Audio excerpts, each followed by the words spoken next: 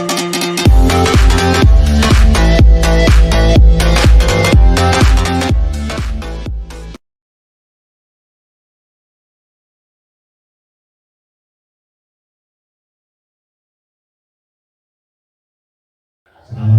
warahmatullahi wabarakatuh.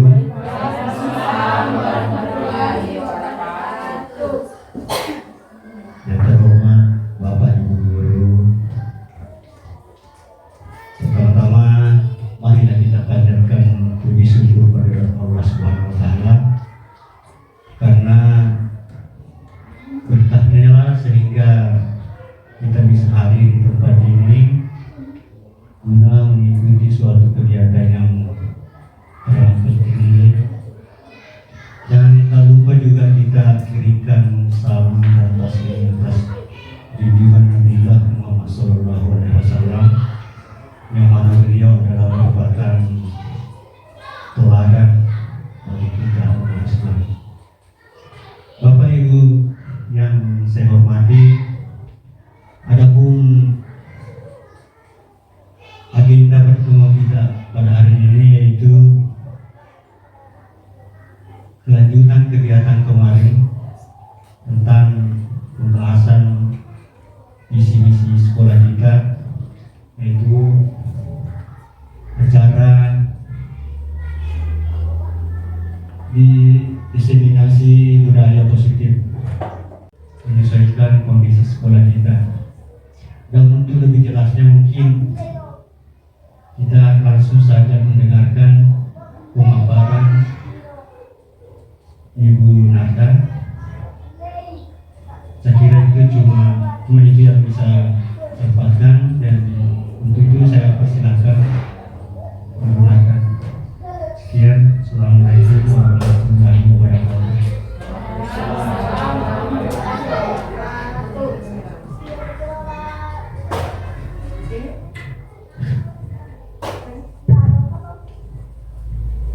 Bismillahirrahmanirrahim.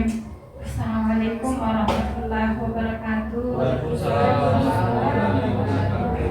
Yang terhormat Bapak Kepala Sekolah UPTD 152 Kabupaten Baru, yang saya cintai teman-teman guru, Bapak Ibu guru luar biasa UPTD 152 Baru, dan yang terhormat kita kedatangan tamu dari Pak Aminuddin datang di sekolah kita. Saya ucapkan terima kasih untuk berpartisipasi di sekolah kami, Pak.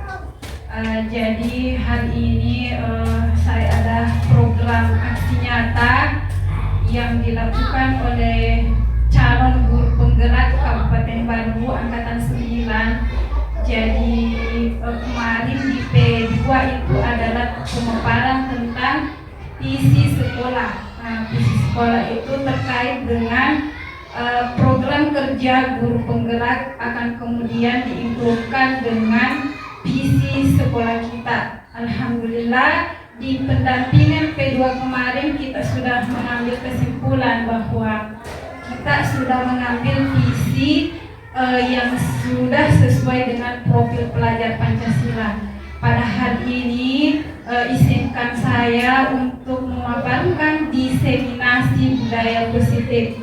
Diseminasi budaya positif terkait dengan profil pelajar Pancasila dan terkait juga dengan visi sekolah kita. Diseminasi itu sama dengan pemaparan, Bapak Ibu sekalian. Pemaparan tentang budaya positif. Budaya positif yang mana kita maksud tentang aksi nyata ini, mari kita lihat bersama. Oke, ini ada sebuah pertanyaan pemantik. Kita jawab dulu satu persatu. Jadi anggap ini adalah permainan. Pemberian hukuman dapat mendisiplinkan siswa. Karena kenapa saya mengambil tentang budaya positif, karena di sekolah kita ini, kalau saya sama dengan saya, dengan rekan-rekan guru sekalian, bahwa keadaan kita seperti ini. Di sekolah kita kadang ada anak-anak yang kurang mendengar atau bagaimana. Nanti kita lihat selanjutnya. Nomor 1, pemberian hukuman dapat mendisiplinkan siswa. Setuju atau tidak? Bu Ani. Hukuman dapat mendisiplinkan siswa, baik hukuman verbal maupun hukuman fisik. Tidak setuju atau kurang setuju? Kurang setuju. Oke, nomor 2, pemberian hadiah atau reward bisa memotivasi siswa. Setuju? Pak Mino? Setuju? Oke, nanti kita lihat. Aji? Karena sama-sama kita sudah lakukan lagi deh. Ya, setuju. 3, pemberian hukuman positif seperti membaca, membersihkan sekolah dapat mendisiplinkan siswa. Oke? Oke, setuju. Oke, ini yang keempat, seorang guru harus mampu memberikan solusi bagi siswanya. Setuju. Lanjut. Nah, topik kita hari ini kita akan bahas ada 6 komponen, yaitu perubahan paradigma positif, kemudian disiplin positif, nilai kebajikan, kemudian kebutuhan dasar manusia dan dunia berkualitas. Yang kelima, dan selanjutnya 5 posisi kontrol kita sebagai seorang guru, kemudian keyakinan kelas, dan segitiga restitusi.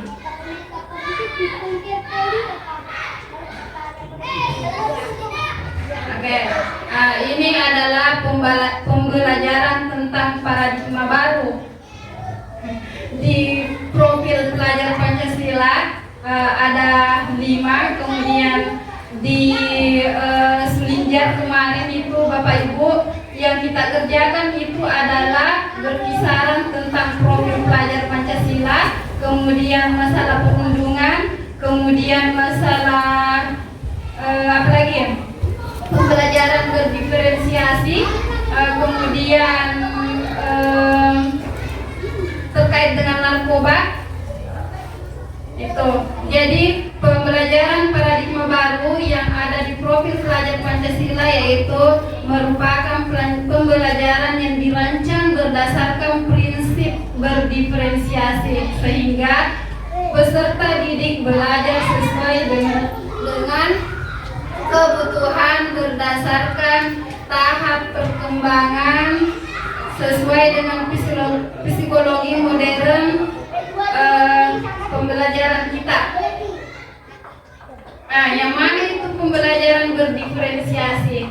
Yaitu mengelompokkan atau memetakan siswa sesuai dengan perkembangannya, sesuai dengan tingkat kemampuannya. Kadang di dalam kelas kita melihat ada yang kurang, ada yang tengah, maupun ada yang di atas. Seperti sudah metrek di kelas 5, namun ada yang belum tahu membaca. Nah, itulah yang kita mau petakan, kelompokkan bagaimana inisiatif kita sebagai seorang guru agar tercipta pembelajaran yang menyamaratakan siswa. Tidak kemudian muncul diskriminasi bahwa ia rumah cae, ya toh mirip perhatikan. Nah, sekarang yang kita mau perhatikan itu adalah siswa yang rendah, siswa yang memiliki kurang gerakan. Tentang perubahan paradigma, ini Bapak Ibu sekalian, saya punya studi kasus atau semacam permainan kegiatan kepalan tangan. A dan B, A adalah Anda dan B itu teman kita. Sobeklah secari kertas, tuliskan benda atau sesuatu yang sangat berharga untuk Anda.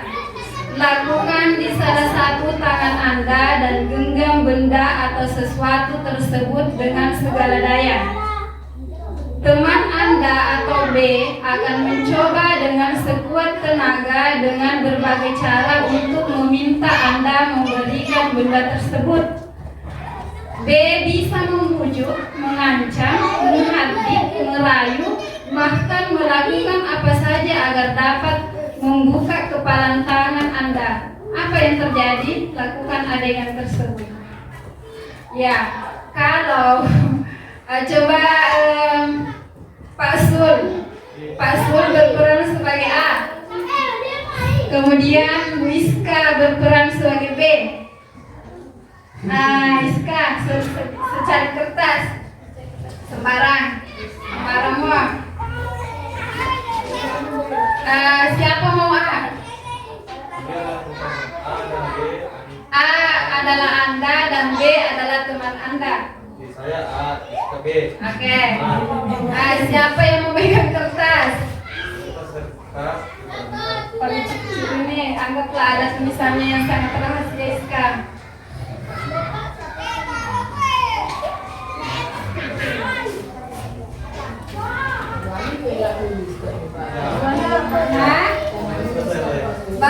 Tidak. Oke.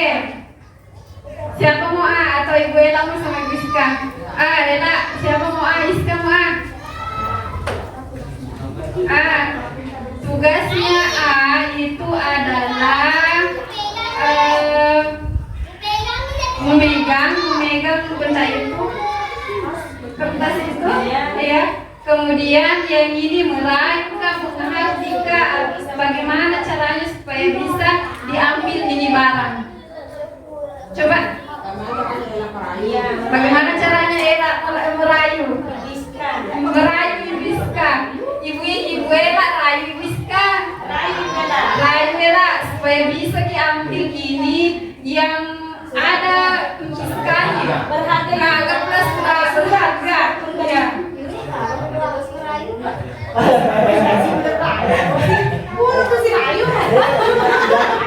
Kita tuh ada cara lain. Ya, bisa menghardik, bisa merayu supaya bisa didapatkan itu. Salah satu itu ya, ini malah cara merayu. Oh iya, kita rangkum jalan ini.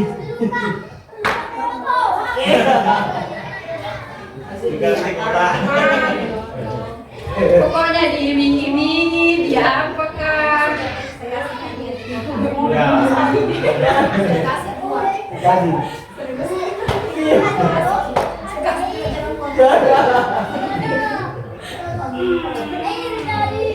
Masya Allah.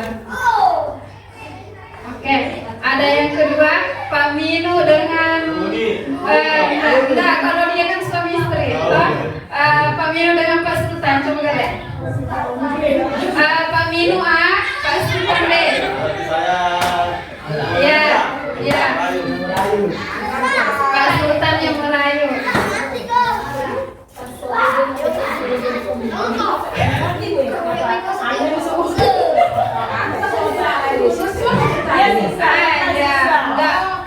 Posisi kok biar bukan siswanya.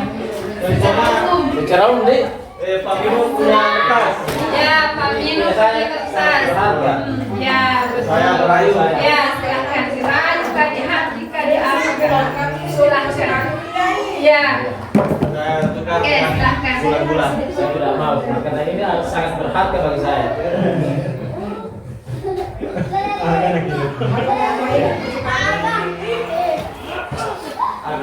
Bagi aku dirayu.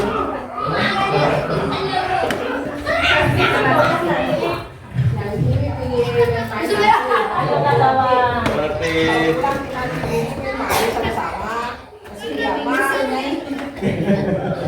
dan cara misalkan Pak Wil kan tidak punya saya bonceng pulang supaya bisa.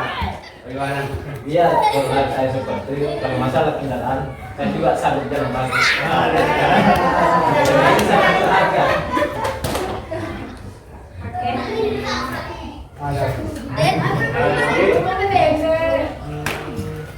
Tidak berasing kan? Oke, terima kasih Pak Sultan dan Pak Minu. Ya, jadi ada dua. Apakah Anda sama Ibu Ella. Apakah Anda membuka kepala tangan Anda? Anda buka Episka. Apa alasannya Episka dibuka?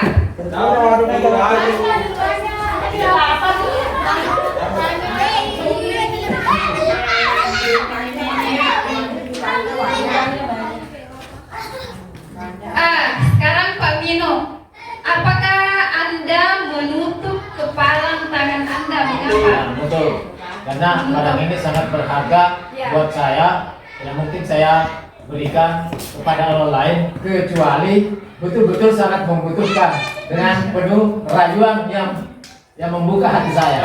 Masya Allah. Ini kan paling mengerti. Makanya kebetulan ya. Kemudian siapa yang memegang kendali ini yang pernyataan yang ketiga? Siapa yang memegang kendali atau kontrol untuk membuka atau menutup kepala tangan Anda? Siapa yang memegang kendali? Iya. Siapa yang Ya, siapa yang memegang kendali itu yang membuka dan menutup kepala Anda? Ibu guru. Maksudnya ini secara umum, bukan kita sebagai guru, bukan maksudnya secara umum. Dia sendiri yang memegang kertas. Ya, akan kembali membuka. Jadi yang berhak memegang posisi kontrol itu adalah diri kita. Ketika kita diberikan iming-iming atau apa, kita mudah saja untuk memberikan tanpa melihat apa yang terjadi. Nah, kontrol itu adalah membuka, kita berusaha untuk membuka. Kemudian yang kedua adalah kontrol yang letak. Seperti yang dilakukan oleh Pak Mino, bahwa tidak ada seorang pun yang bisa membuka kecuali diri ini, kecuali diri kita. Inilah posisi kontrol. Sama dengan ketika kita di sekolah kita, bahwa kita sendiri yang menciptakan anak-anak kita. Diciptakan ya anak guru kita. Dibalik ya. Jadi bukan berarti Wiska sana akan, tetapi ya tergantung dari diri kita. Bukan saya mengatakan bahwa salah, tetapi tergantung dari kita. Begitupun juga dengan Pak Mino. Kita adalah posisi kontrolnya sekolah. Sama dengan Bapak Kepala Sekolah. Bapak adalah posisi kontrolnya sekolah kita. Oke, lanjut next. Itu tadi intermezzo. Ini adalah miskonsepsi tentang teori kontrol. Tadi itu ilusi guru mengontrol murid. Kemudian yang kedua, ilusi bahwa kritik dan membuat rasa bersalah mampu menguatkan karakter. Itu kritik. Ini untuk kita. Ilusi bahwa orang dewasa berhak untuk orang lain, berhak untuk anak-anak kita, berhak untuk memaksa. Merubah paradigma stimulus respon kedekatan teori kontrol. Ini respon tentang dunia dan respon teori kontrol tentang dunia, bahwa realitas atau kebutuhan kita sama. Kalau di dunia teorinya realitas kebutuhan kita berbeda. Secara realitas kita berbeda, akan tetapi di dunia, tapi kalau tentang teori itu kita berbeda. Terus kemudian yang di dunia semua orang melihat hal yang sama. Kemudian di teori setiap orang memiliki gambaran berbeda. Lanjut, kita mencoba mengubah orang agar berpandangan sama dengan kita. Kalau di teori kita berusaha memahami pandangan orang lain tentang dunia. Lanjut, perilaku buruk dilihat sebagai suatu kesalahan. Semua perilaku memiliki tujuan, jadi perilaku buruk dan perbuatan baik itu adalah semuanya adalah memiliki tujuan. Orang lain bisa mengontrol saya, hanya Anda yang bisa mengontrol diri Anda. Ini adalah secara teori bahwa hanya kita sendiri yang bisa mengontrol diri kita. Kemudian pemaksaan ada pada saat bujukan. Ini tadi sama Ibu Iska, pemaksaan ada pada saat bujukan gagal. Kemudian sama Pak Minu tadi, kemudian kolaborasi dengan konsensus menciptakan pilihan-pilihan baru. Lanjut, model berpikir menang atau kalah. Nah, yang hanya ada dua di teori, yaitu menang dan menang. Menang dan menang. Tidak ada prinsip bahwa kita kalah. Walaupun itu salah, menang dan menang. Disiplin positif. Nah, ini berasal dari bahasa kata disiplina, yang artinya belajar. Disiplin mengacu pada disiplin diri yang memiliki tanggung jawab terhadap apa yang dilakukan berdasarkan nilai-nilai yang diyakini.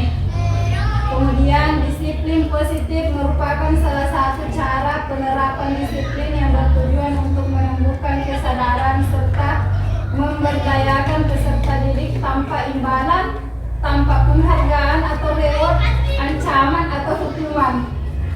Sebagai pendidik, kita adalah menciptakan peserta didik yang memiliki disiplin diri. Tidak usah kita berbicara tentang diri kita sebagai seorang guru, akan tetapi ini kita tujukan dulu di siswa kita. Mereka memiliki perilaku mengacu kepada nilai-nilai kebajikan universal dan memiliki motivasi intrinsik dalam perubahan perilaku ke arah yang lebih baik.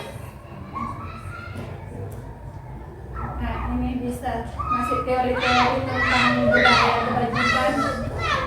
Ini ada kebutuhan dasar manusia, bahwa kebutuhan manusia adalah segala sesuatu yang dibutuhkan oleh manusia untuk mempertahankan keseimbangan kondisi fisiologis dan psikologis yang bertujuan untuk mempertahankan kehidupan dan kesehatan. Ini ada 5 kebutuhan dasar manusia. Kebutuhan untuk bertahan hidup atau survival. Ya, pada kebutuhan untuk bertahan hidup apa Muni? Materi. Ya, betul, materi. Kemudian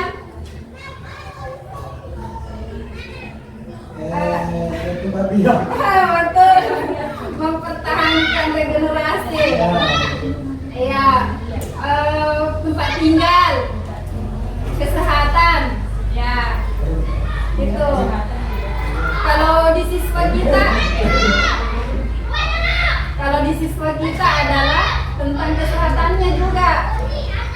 Kemudian ini rasa kasih sayang dan rasa diterima.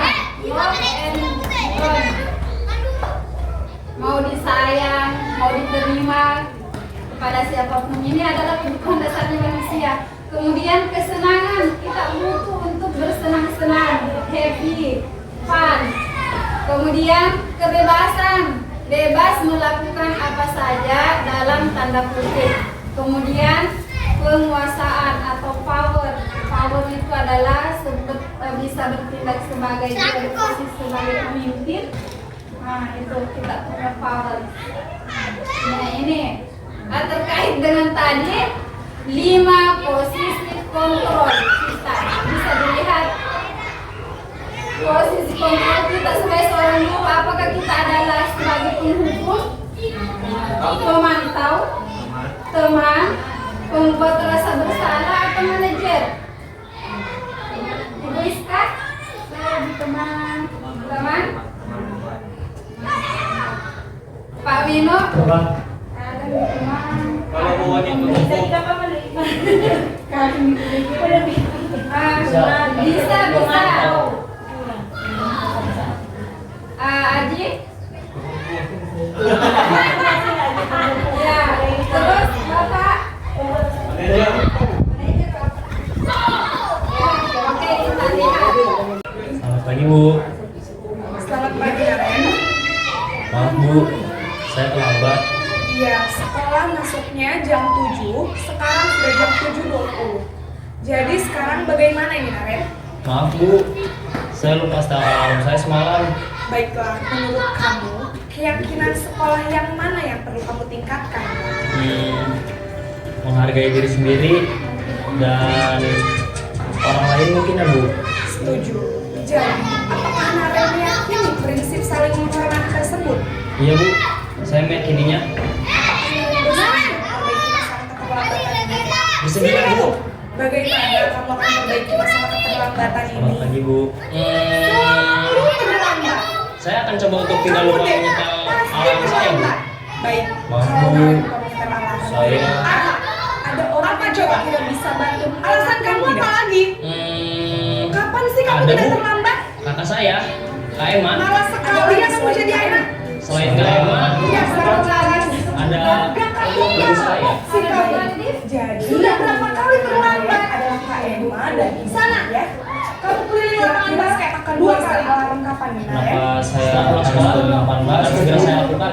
Kenapa? Jadi, kamu akan setel alarm. Berani-beraninya jangan. Dari jawaban siswa kenapa kita terlambat? Dan asal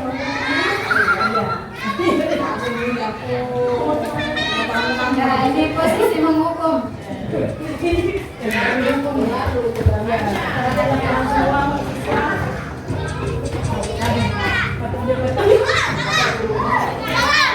Naren!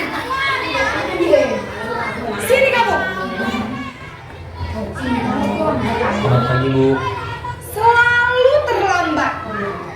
Kamu deh, pasti terlambat. Maaf Bu. Saya Apa? Ibu Uni kapan? Apa coba? Alasan kamu apa lagi? Kapan sih kamu tidak terlambat? Iya. Malah sekali. saya Dasar pemalas. Yang dari muka Gak kapok-kapok sih kamu. Sudah berapa kali terlambat? Sana, kamu keliling lapangan basket 2 kali. kenapa saya harus keliling lapangan basket Bu? Kenapa? Kamu melawan ibu. Berani-beraninya jawab. Sudah terlambat, masih berani jawab pula. Sekarang, keliling lapangan basket 5 kali sekalian. Biar kapok. Cepat. Pergi sana ke lapangan basket. Nah. Bahasa tubuh. Kalau dia sebagai penghukum,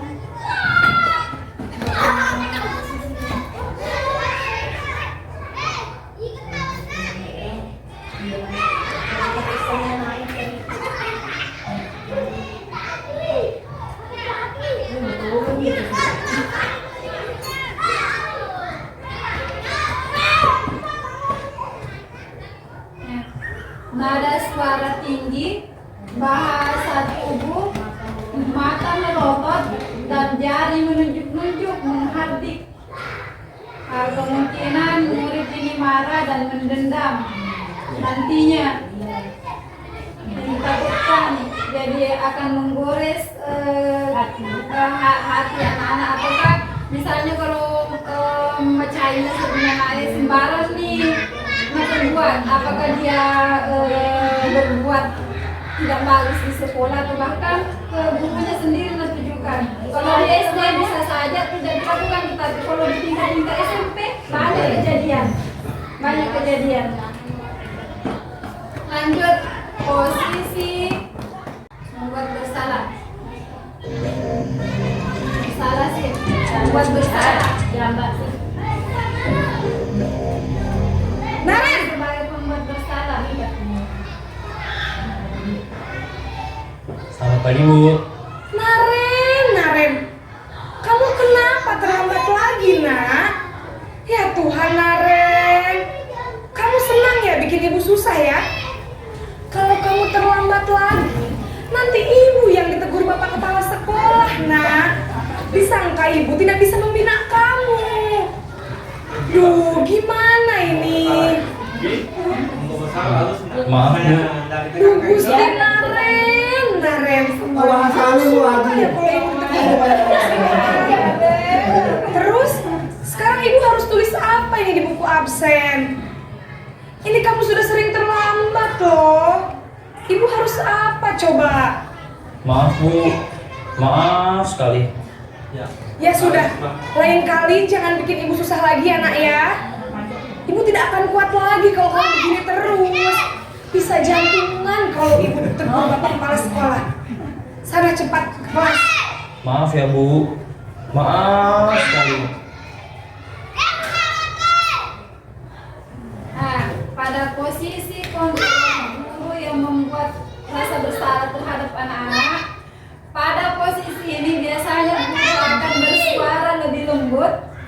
Pembuat rasa bersalah akan menggunakan keheningan yang membuat orang lain merasa tidak nyaman, bersalah atau rendah diri. Dampaknya murid akan merasa bersalah atau lebih bersalah. Akan tetapi ini kadang menghukum karena emosi akan tertanam rapat di dalam murid menahan perasaan. Jadi walaupun gurunya memiliki kontrol akan tetapi ini akan siswa tetap ada perasaannya yang dia tahan masih terpendam. Nah, posisi teman paslon bilang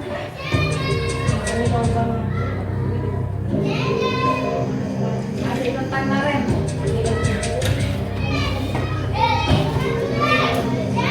Naren,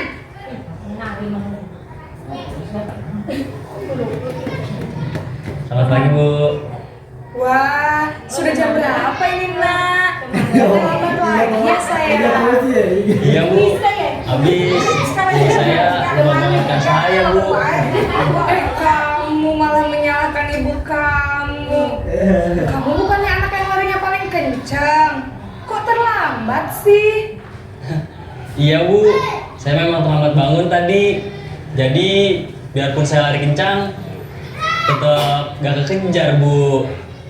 Ya sudah sana. Nanti lain kali larinya lebih kencang lagi ya. Biar gak terlambat lagi. Bikin seneng ibu. Demi ibu. Bisa kan? Bisa lah Bu. Ya sudah sana masuk kelas. Ibu beresin urusan absen kamu. Kamu ini ada-ada saja.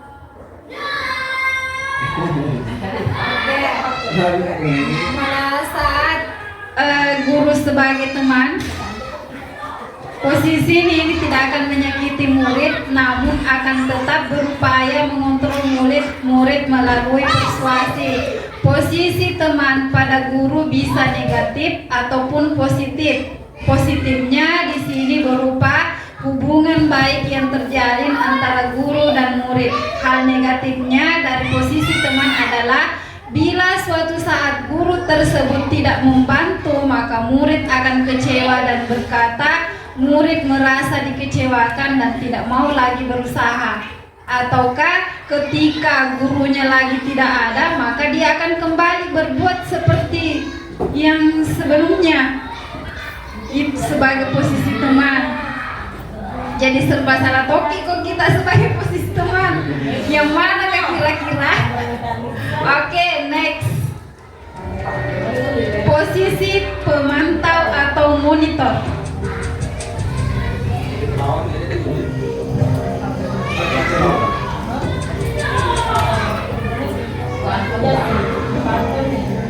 Naren,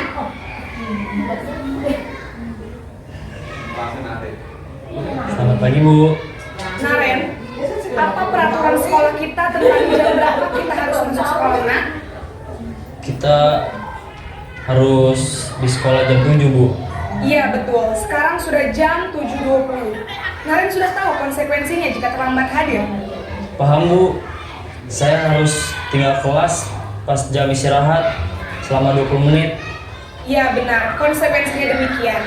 Jadi nanti jam 9.30 pas istirahat, kamu harus tinggal di kelas, kerjakan tugas tambahan untuk ketertinggalan kamu, ya?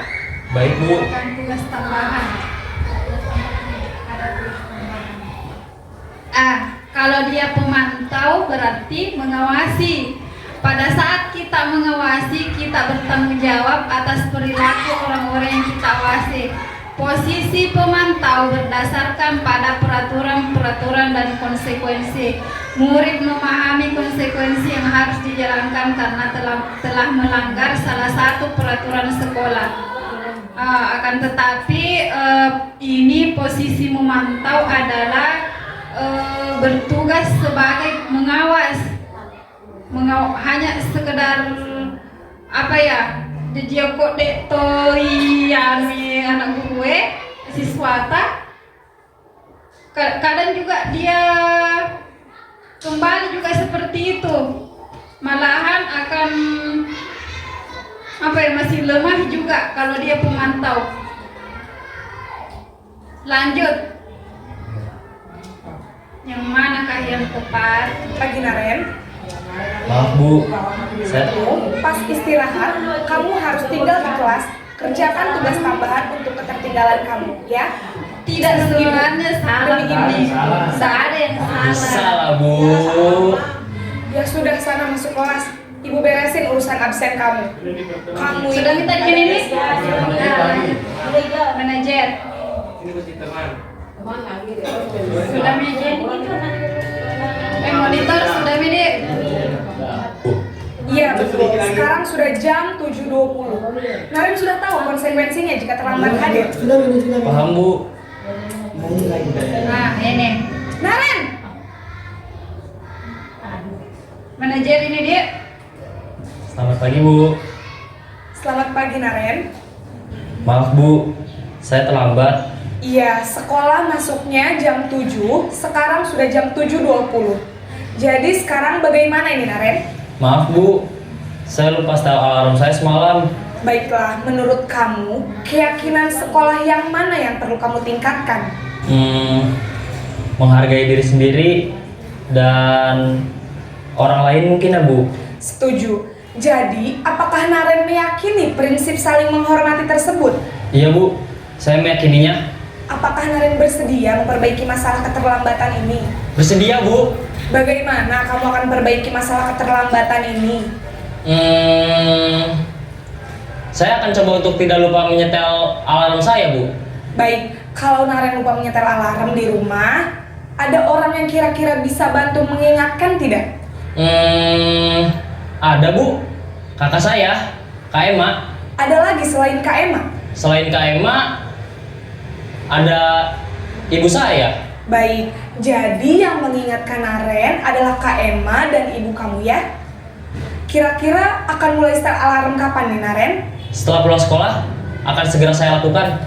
Baik, jadi Naren akan setel alarm untuk bangun besok pagi dan akan diingatkan oleh kakak dan ibunda Naren ya.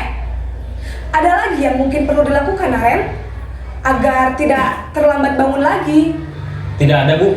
Baik Naren, terima kasih untuk kerjasama kamu. Sekarang kamu perlu kembali ke kelas untuk belajar. Baik Bu, terima kasih. Posisi terakhir, manajer. Pulang sekolah, akan segera saya lakukan.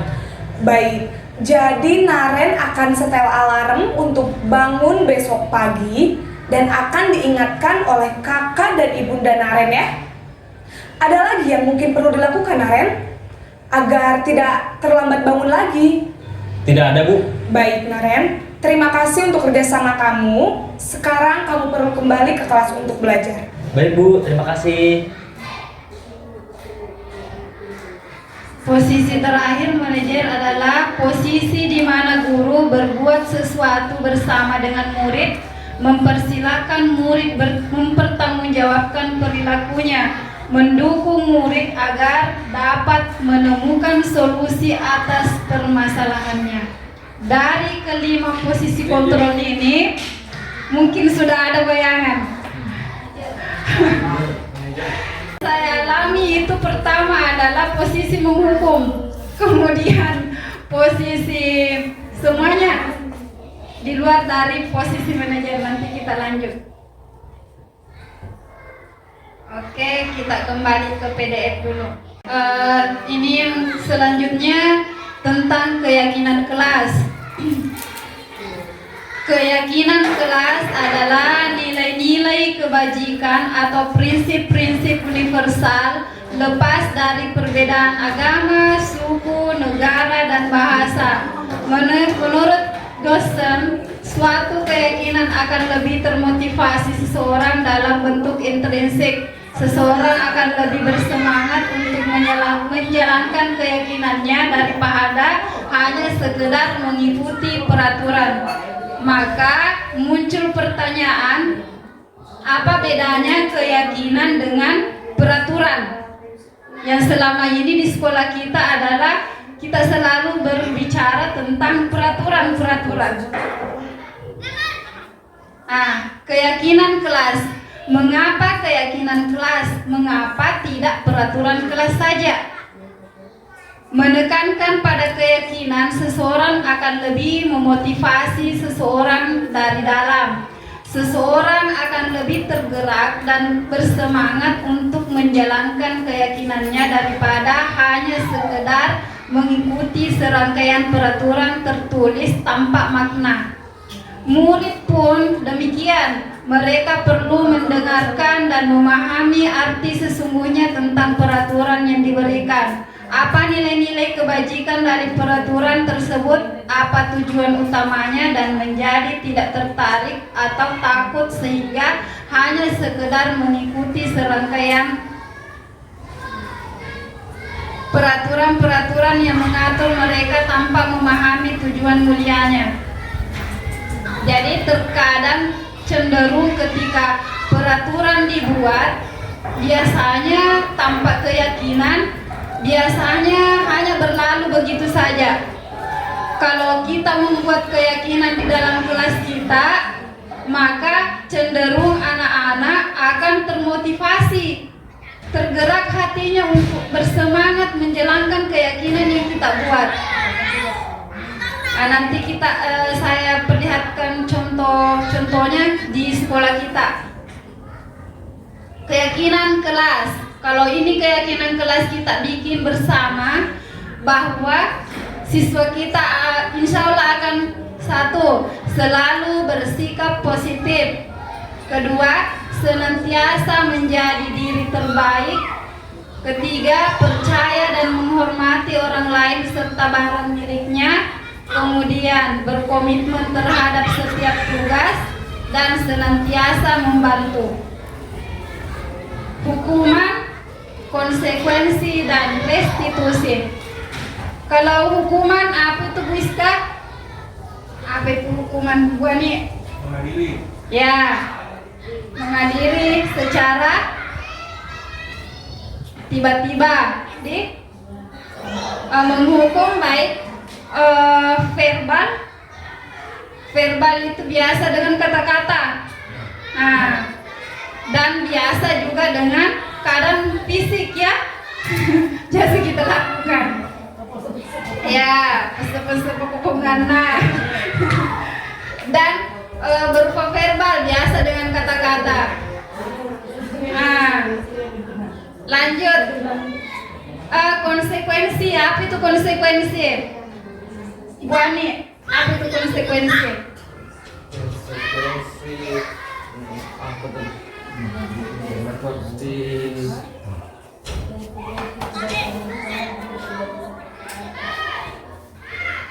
Ya, ketika berbuat harus menerima. Ya, menerima. Ya, betul.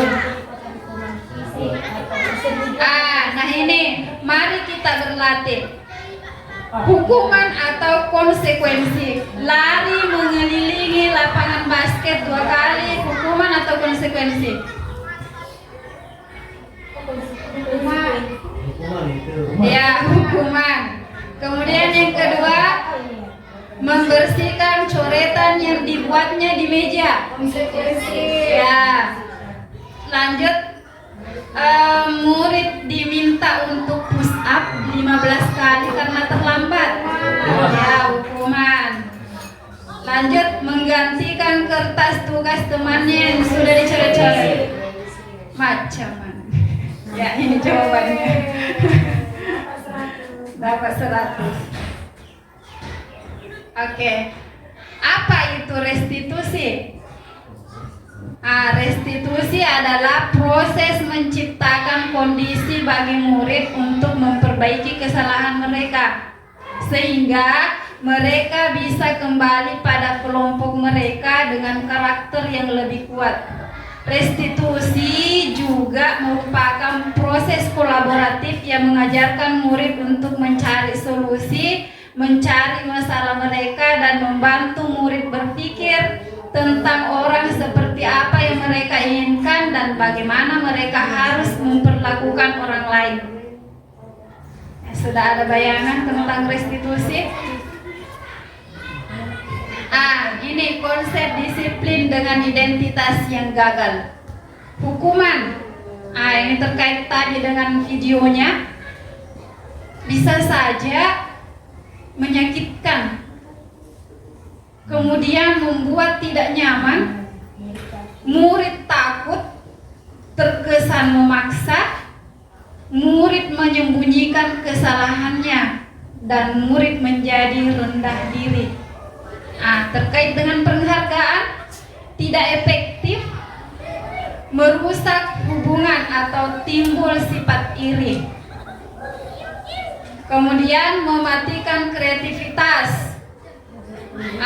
Yang selama ini kita lakukan, yang ranking 1 sampai 3, dan itu berulang-ulang dari kelas 1 sampai kelas 6 diberikan terus hadiah. Nah, ternyata dalam teori Gerson mengatakan bahwa yang kita lakukan adalah pernyataan yang salah. Kenapa saya katakan salah? Bahwa timbul anak-anak merasa down, karena ternyata anak itu merasakan bahwa hanya ranking 1 sampai 3 yang selalu mendapatkan hadiah. Kapan kami? Makanya di pembelajaran berdiferensiasi kita mau membuat siswa kita memetakan, misalnya yang rendah nanti akan juga mendapatkan hadiah. Bukan saya mengatakan bahwa tidak boleh memberikan hadiah, akan tetapi harus disamaratakan. Kita harus membuang yang pemberian hadiah itu yang setiap tahunnya, setiap semesternya itu hadiah ranking. Nah, itu yang kadang kita lakukan, dan itu adalah kesalahan. Kenapa kemarin Bu Uni saya menangis? Karena seperti itu yang saya rasakan, saya sudah kerjakan. Terus selanjutnya sistem ranking merampas hak menghargai dirinya.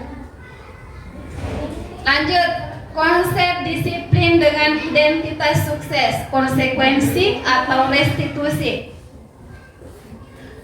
Penguatan jangka pendek ini adalah kalau konsekuensi, jadi penguatannya itu hanya cinami, hanya sebentar saja.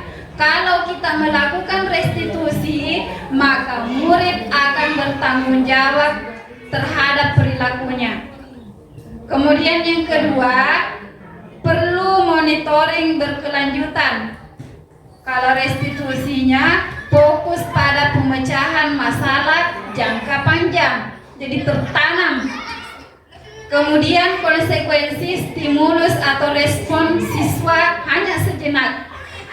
Kalau restitusinya, murid menghormati dirinya baru orang lain. Ketika kita membuat ini tadi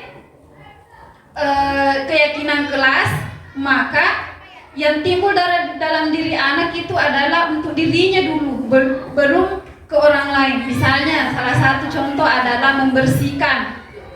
Biasa anak kasih naik bunyi teriak, pipaciko, tetapi mereka tidak mau mengindahkan karena hanya gurunya yang didengarkan. Inilah yang perlu kita perbaiki nantinya, membuat keyakinan kelas, dan kedua adalah membuat keyakinan sekolah. Jadi tidak boleh Siska masuknya mana kalau suruh siswa. Ya, karena ini tugas kita semua. Semuanya ada kalau datang tak pagi-pagi membersihkan anak-anak, bukan guru. jadi kalau boleh suruh, aku suruh kok tidak boleh lagi begitu. Iya. Contoh. Lanjut, kalau yang konsekuensi lagi, kehilangan waktu untuk merenungi kesalahan. Tidak ada waktunya anak-anak untuk merenungi kesalahannya, tidak ada, berlalu begitu saja. Kalau kita melakukan restitusi, maka murid bersemangat memperbaiki kesalahannya, muncul dalam dirinya bahwa ini adalah tugas saya. Itu.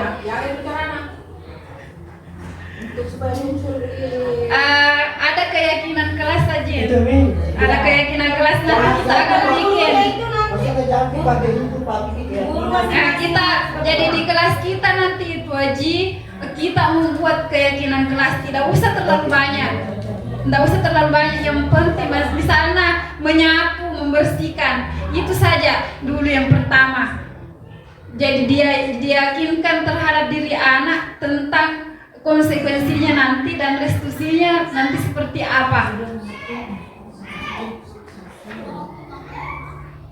Karena itu fenomena di sekolah kita, ya fenomena. Kemarin itu ya gara carana na ya mijama gora kemudian maka solang ke sana kemari cap mana. Ya, itulah yang saya rasakan semua teman-teman. Kenapa saya terdiam selama ini ketika Bapak dan Ibu guru berbicara tentang menghukum, tentang anak-anak yang selama ini berbuat kesalahan, karena saya berpikir bahwa bagaimana cara aku nanti ini menjelaskan ke teman-teman, bilang memberikan keyakinan nanti kepada anak-anak dan memberikan keyakinan ke teman-teman agar supaya ini nanti anak-anak tidak lagi seperti itu. Satu kuncinya itu adalah membuat keyakinan kelas.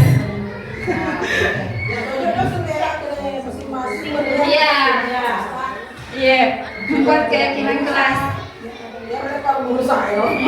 Karena beda Aji peraturan dengan keyakinan. Nah, sudah ada tadi sedikit bisa ditangkap. Oke, lanjut. Konsep disiplin pendekatan restitusi, sebuah cara menanamkan disiplin positif pada murid. Kalau dia di restitusi, pengertiannya restitusi adalah proses menciptakan kondisi bagi murid untuk memperbaiki kesalahan mereka sehingga mereka bisa kembali pada kelompok mereka dengan karakter yang lebih kuat. Artinya bisa kembali ke jalan yang benar. Kemudian ciri-ciri restitusinya bukan untuk menebus kesalahan, namun untuk belajar dari kesalahan. Ya, sama dengan saya, belajar dari kesalahan, kemudian untuk memperbaiki kesalahan. Itu kuncinya kemarin Budi menangis Kak. Bapak. Selama ini saya katakan bahwa selama saya mengajar kurang lebih 13 tahun yang saya lakukan itu semuanya adalah kesalahan. Karena seperti itu. Kemudian yang kedua, memperbaiki hubungan baik di dalam kelasnya, kemudian sama gurunya, kemudian teman-teman sebayanya yang lain. Kemudian kita memberikan tawaran, akan tetapi bukan paksaan. Kemudian menuntun untuk melihat ke dalam diri, mencari kebutuhan dasar, mendasari tindakan. Kemudian restitusi diri lagi adalah cara yang baik untuk penguatan karakter, dan restitusi mengembalikan murid yang berbuat salah pada kelompoknya kembali ke jalan yang benar. Bisa saja kita memberikan bentuk tawaran, akan tetapi ini bukan hukuman. Misalnya ketika mereka membuat kesalahan, kita kembalikan lagi bahwa kita sudah membuat keyakinan kelas. Kenapa bisa bisa melanggar ini keyakinan tak? Akhirnya anak tersadarkan dengan sendirinya. Kemudian kedua, ada contoh kasus dari teman saya di SMK dan SMA, itu ketika mereka melanggar keyakinan kelasnya, ada hukuman positif yang diberikan, yaitu penghafalan, mengumpulkan hafalan-hafalan surah. Itu salah satu contohnya. Jadi terserah kita apa nanti akan kita berikan, akan tetapi Itu yang bersifat positif.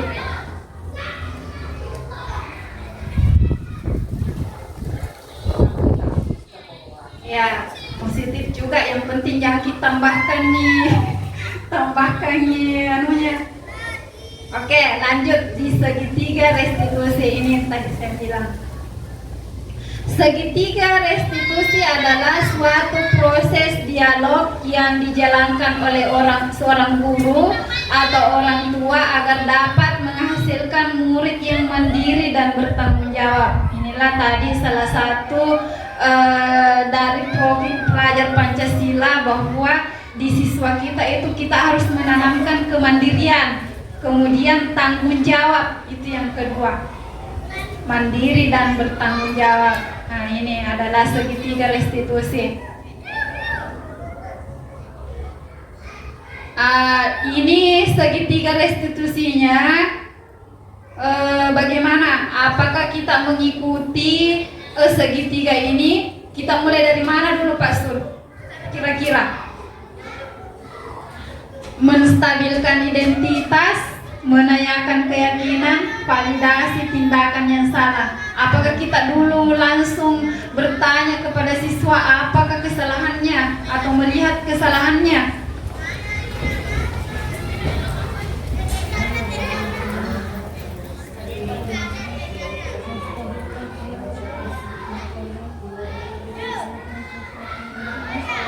Di mana gitu dulu Wiska? Yuk, baca segitiganya. Segitiganya apa yang pertama? Itu yang ketiga. Maksudnya di dalam garis merah. Yang mana Ki mulai? Mulai dari garis biru. Enggak, maksudnya Sebutin. Menyampaikan Yang mana cara yang lebih efektif yang dilakukan? yang sebelahnya. Inikah atau ini? Validasi. Yang ini adalah validasi tindakan yang salah. Itu dulu. Ah. Menyatakan keyakinan. Kemudian yang kedua menyatakan keyakinan. Kemudian ini menstabilkan identitas. Tidak ada peraturan yang mengatakan bahwa kita mulai dari mana, akan tetapi kita sendiri guru yang tahu mulai dari mana. Terserah kita, tergantung kondisinya, kondisi kelas. Kalau validasi tindakan yang salah, ini tindakan yang salah ketika kita sudah mengetahui kesalahannya. Inilah yang muncul. Kamu tentu punya alasan mengapa melakukan itu. Apa alasannya? Karena purani mebo nak keyakinan kelas. Apa alasannya sehingga mempuai tempat sampai ini? Kemudian yang kedua menyatakan menstabilkan dulu identitas. Kamu ingin menjadi orang yang seperti apa? Itu identitasnya. Lo mau menjadi orang yang seperti apa? Karena kita sudah bikin keyakinan kelas. Mau menjadi perusak, mau menjadi orang yang jelas ini negatif-negatif. Kemudian ini menyatakan keyakinan. Ini keyakinan kelas apa yang telah kita sepakati. Muncul di sini pikirannya ini anak. Perasaan pura gak sedih bu keyakinan kelas di kelasku. Ini tergantung dari cara gurunya. Ini segitiga restitusi, menstabilkan identitas. Kita semua akan melakukan hal yang terbaik yang bisa kita lakukan. Kemudian validasi tindakan yang salah. Semua perilaku memiliki alasan. Jadi kesalahan-kesalahan seperti merusak apa kan ada semua alasannya berikan ke anak-anak ematu atau dikembalikan ke dirita. Kita semua memiliki kesalahan, pasti ada alasannya. kalau dikembalikan ke Dirita. Iya. Denul lemang pau ji. Ini lo selamat pagi lo. Sengaja. Anu nih, ada sakit kayak sama kopi. Iya. Ini kok bawa dulu ayo plena. Ya.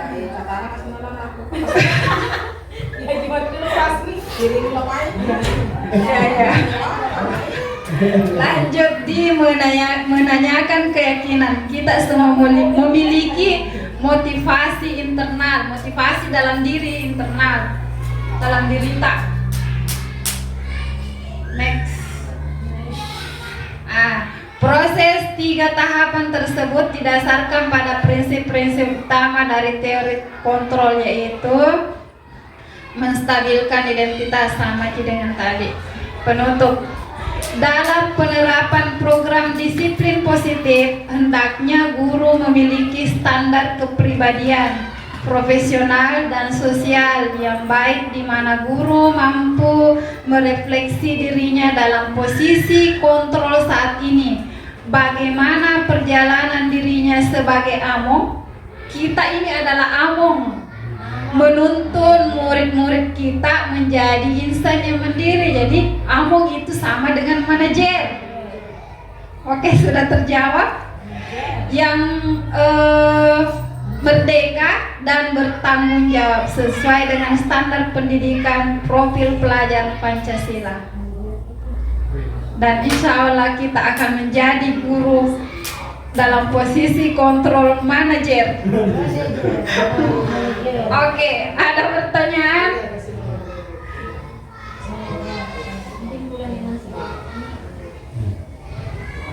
Ada pertanyaan Bu Ani? Jadi apa yang selama ini kita kerjakan sesuai dengan Selama yang selama ini sebenarnya harus keyakinan.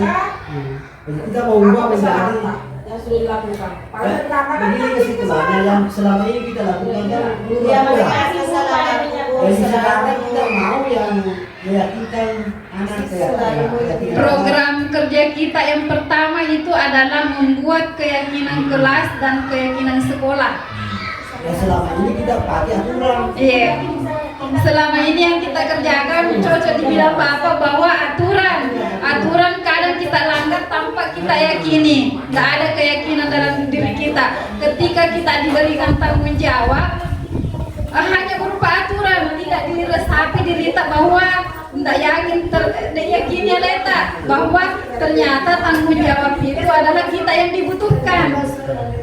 Jadi kesimpulannya atau perbedaannya itu kan karena perbedaannya atau kalau aturan itu sudah pasti kita lakukan, tapi belum tentu yakin, belum tentu ikhlas. Tapi kalau kita keyakinan, kita lakukan dengan ikhlas. Itu enaknya yang sekarang. Jadi yang pertama yang mau dibenahi adalah membuat keyakinan kelas dan keyakinan sekolah.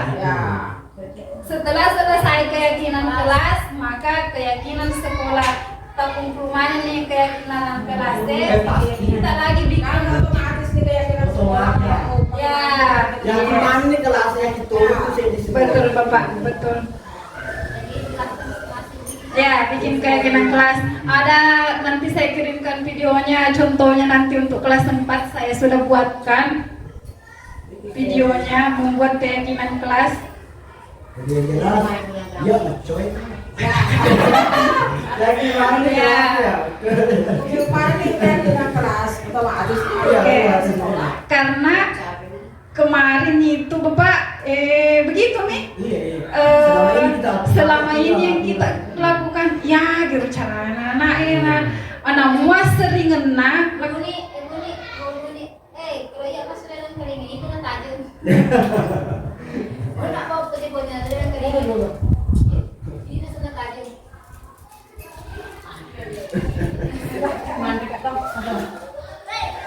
Kan andai kami itu siswa misalnya menanamkan keyakinannya nih, maksudnya dia belum dikasih karena saya misalnya contoh saya atau bukan kayak ibu yang kedua, saya yang langsung tanya, nah coba kata dia buruk itu sampah, kadang menganggap, kadang timbul mianunya toh, maksudnya ucapannya bilang bukan kau itu guruku. Jadi itu yang pada saat siswa itu yang kelas 3 dia akan melaksanakan karena memang dia akan bilang gurunya tanpa saya suruh. Itu seandainya bisa itu toh tercipta alangkah bagusnya ini sekolah karena kalau saya datang pasti disuruh sama anak-anak kerjakan semua. PR tak masing-masing guru kelas. Ya, Karena ini keyakinan bahwa semua yang guru yang ada di sini guru kelas. ya, ini keyakinan. Karena tidak yakin itu banyak guru ini mas. Karena tunggu pada Ibu Ani, yang makhluk Ibu Ani, Ibu lalu tak pada Ani. Ya lalu Ibu Ika sinar Ibu Anti, ya aja tak pada Ibu, karena mengaku mah. Anu berarti sekarang ini dia yakin sama masing-masing pribadi gurunya. Begitu. Berarti tugasnya masing-masing bagaimana anak ini dari kelas 1 sampai kelas 6. Ya, perlu ya. Bahwa semua sama. Ya, semua sama nak. Baik orang-orangnya. Kalau masalah keyakinan kelas itu mungkin terpantau dalam Kelasnya saja. Ya, kelasnya saja itu yang tugas kurusnya kan sama kan Ya. ada juga dikerjakan dia Ya, yang bawa yang yang resmi juga langsung laksanakan. Kan kalau pemainnya sampah di lapangan. Ya, tanggung jawab Kan bersama yang semua. di sekolah kita Ya, sekolah tanggung jawab bersama. Bukan cuma kelas 3. Kelas 3. Bukan cuma kelas dari perusahaan kita yang keyakinan. Siapapun guru saya yang perintah kita dengar baik-baik. Jadi kira kelas berapa biasa waktu lagi? kelas tinggi terutama kelas rendah deh, nah kita Kalau ini Bu, kami. kalau Iya. keyakinan itu apakah tidak sama dengan peraturan yang dibuat dalam guru dalam kelas? Tidak sama. Sudah saya jelaskan deh karena keyakinan itu sudah dijelaskan tadi Bapak. Keyakinan itu nanti akan dikembalikan kepada dirinya. Kalau peraturan itu tidak muncul keyakinan. Jadi kenapa keyakinan bukan peraturan? Selama ini yang kita kerjakan adalah peraturan. Dia kerjakan peraturan karena dia takut. Nah. Kalau keyakinan karena dia Iya. dengan hati nurani. Nah, itu kelas itu. Ya, dia batu. Ya. Ya, dia membedakan itu aturan dengan keyakinan. Aturan itu bisa saja dilaksanakan tanpa keikhlasan. Betul, betul. Kalau keyakinan Keyakinan. otomatis ikhlas. Terima kasih, Pak. Itu dia bedakan. Jadi bisa sekarang kita itu tanamkan anak. Ya, jadi program kerja kita nanti adalah membuat keyakinan kelas masing-masing. Tidak perlu banyak, yang penting nadalami orang lain. Kemudian setelah itu karena di sekolah kita ada lagi dua, muncul fenomena lagi yang kedua. Ya rona naik, naik guna tanpa metabe-tabe segala macam. Jadi kita mau membudayakan, saya sudah bikin program lagi yaitu membudayakan kata tabe, maaf, ya itu. Buat sampai itu. Tunjuk nama terpuas. Ya, tabe itu. Membudayakan si pakai tahu, si pakai ingat, si pakai letih itu.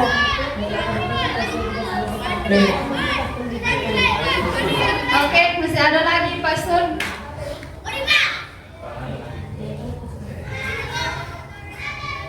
Ya, terus itu ya sekarang juga. Kalau sekarang kan kita maksudnya tadi pembahasannya bilang keyakinannya berkelas sekarang sudah terlaksana. Iya, sudah terlaksana. Terus kan namanya kegiatan itu atau tahap perubahan itu memang bertahap. Betul. Jadi cocok tadi dia tanamkan di kelasnya. Cocok, tapi kita sekarang mau kita tanamkan keyakinan satu sekolah.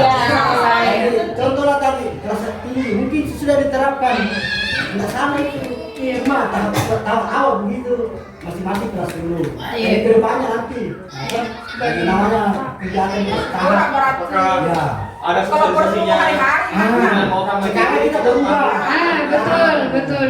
Harus begitu. Betul, bagus. Hari-hari Nah, Sekarang Kita membuka lagi sebelum pulang sholat dulu baru pulang. Seperti kalau kita dulu waktu di Depa kan begitu seperti Depa. Sebelum pulang sekolah, siswa sholat dulu baru pulang. Betul. Supaya ada ceritanya, rasa tanggung jawabnya. Kan sehingga mayoritas agama Islam semua, tidak ada yang bisa berpengaruh sama agama lain. Iya. Bisa nanti keyakinan sekolah itu. Karena kita sekarang ada di pos perangkat. Jadi nanti itu setelah selesai semua keyakinan kelas tak per kelas, dipresentasekan semua, Bapak toh, dipresentasekan semua keyakinan kelas tak, nanti kita refleksi menjadi satu keyakinan sekolah. Ya. Jadi kemarin si mana nih keyakinan tak per kelas, kita meningkat ke sekolah lagi.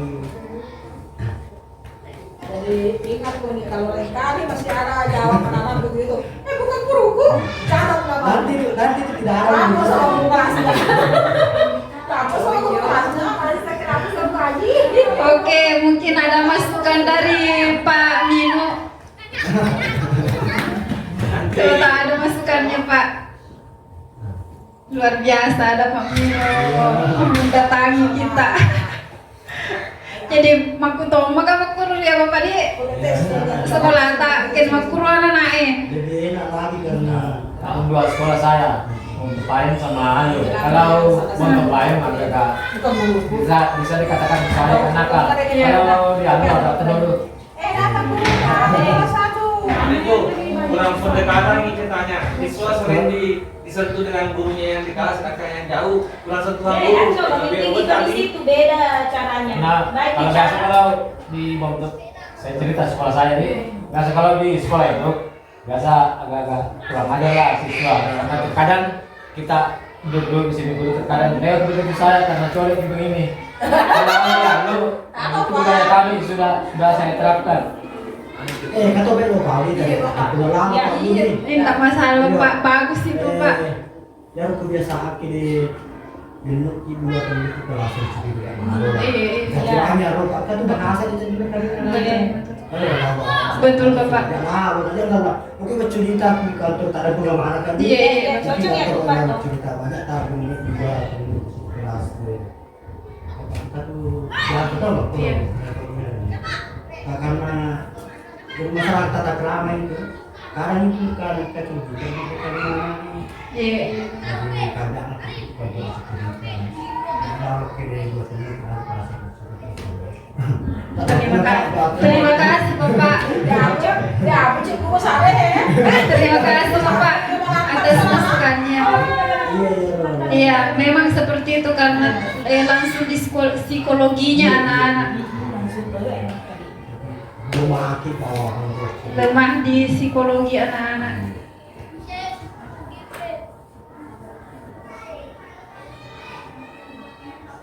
Ya. jelas nih Kak. Apalagi kalau guru nom cerita, ada cerita. Karena itu anak sekolah SD itu copy paste Iya. lah dan ya kan cerita ya nanti. Ya, karena cerminan dari diri kita. Beda tuh anak. Jadi orang beda anak tuna belum masuk di kurikulum merdeka. Apa? Kata lagi. Itu Bapak. Ya, sangat luar biasa sebenarnya teori dan konsep yang saya dapat Bapak. Berharap ke depannya apakah saya bisa mengaplikasikannya, tapi untuk saat ini saya masih simpan karena masih dalam batas saya masih berproses, saya masih belajar Bapak dan teman-teman. Dan saya berharap nantinya apa yang saya dapatkan kalau teman-teman mau terima, alhamdulillah teman-teman bisa memfilternya, dan kalaupun tidak diterima silahkan sesuaikan dengan keadaan masing-masing. Apa yang saya perbuat semuanya untuk siswa kita, semuanya untuk sekolah ini, bukan hanya semata karena iming-iming saya memperbaiki karir saya. Memang dari awal-awalnya saya termotivasi karena ada reward semacam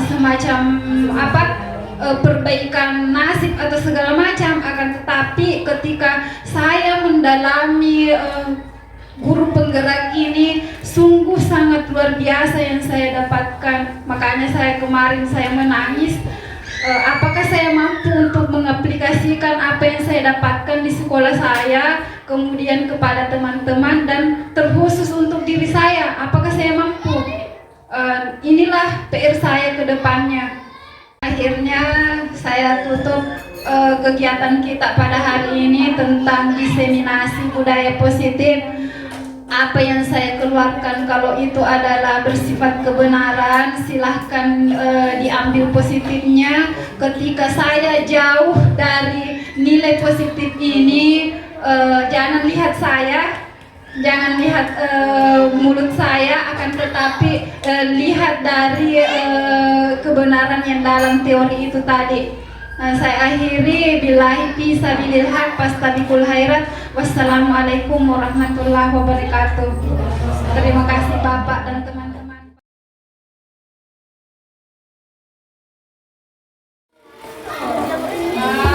Hari ini anak-anak sekalian, kita akan membuat keyakinan kelas di kelas kita. Ya, keyakinan kelas ini dibuat untuk membuat budaya positif di sekolah kita, ya. Kenapa bukan peraturan kelas? Kenapa lagi dikatakan keyakinan kelas? Karena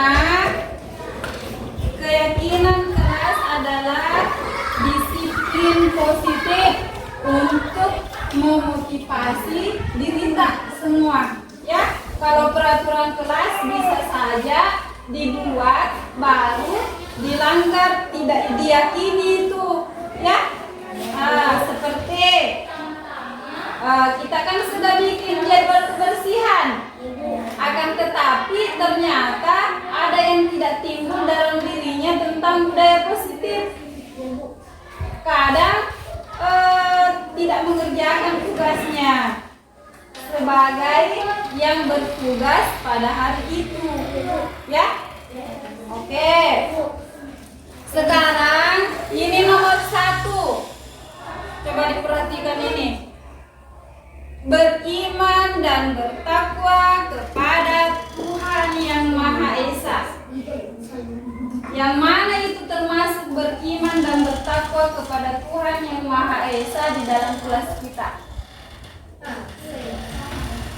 Contohnya yang bagaimana? Ini ibu kasih kertas, nanti ditempel di atas. Ini yang ada lemnya jangan diisi ya, tetap diisi di sini. Dilaba ini lemnya yang mana? Lemnya yang di sini, berarti di sini kenapa diisi? Oke, siap semua pulpennya? Yang beriman dan bertakwa kepada Tuhan yang Maha Esa, yang mana itu? Contohnya sebelum belajar. Berarti apa dulu dikerja? Berarti sebelum kita belajar kita apa dulu? Iya, silakan tulis di situ. Oke, kalau sudah silahkan naik cepat di sini ditempel. Di sini. Nama. Oke, cepat. Ibu tunggu. Ibu.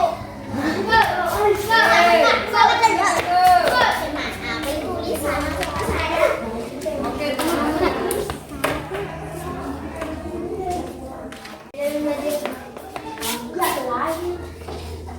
Oke, the next.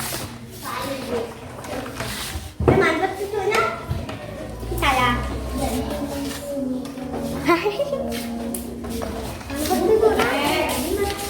Ini terus 4.